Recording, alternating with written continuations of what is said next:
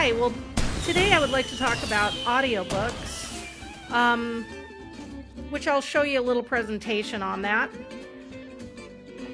Mainly we started listening to free audiobooks from the library because Dad couldn't read anymore. He has a macular degeneration in one eye and blind in the other. So this was a good way for him to get back to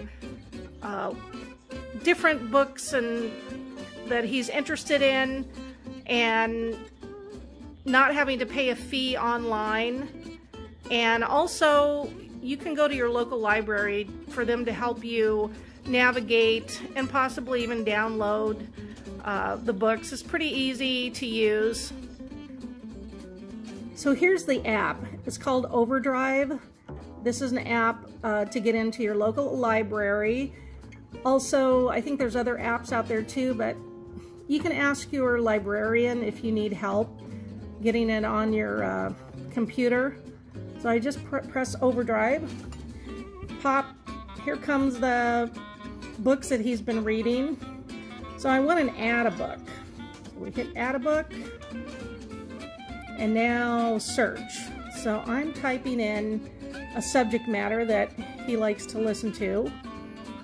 So I'm going to go audio and space, Western.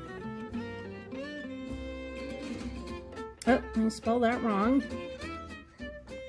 That's a nice thing about this. You can always go back and spell it. Okay, now I'm going to hit search. So here pops a bunch of Westerns. But we want to go through and sort. So I'm hitting filter. I want available now, because you don't want to pick books that you have to borrow or wait for. At least we don't. I mean, you have an option. So I'm clicking this one. This is something he might be interested in. You can also review what it has to say about it. So I'm going to hit borrow. And it says you can borrow for 21 days. I'm going to hit borrow again. And then you want to download. So I'm clicking download. It gives you a date, how long you have it for.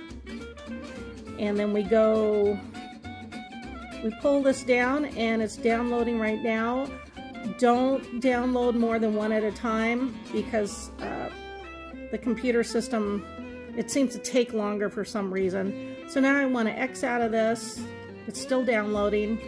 I hit, this is my little column here. I want to hit bookshelf because I want to get back to the book. So this is already starting to download. It's 5 out of 6 chapters is downloading. Tells you when it expires. So now there's 3 little dots here. And let's say I don't want this book. So I just hit return to the library.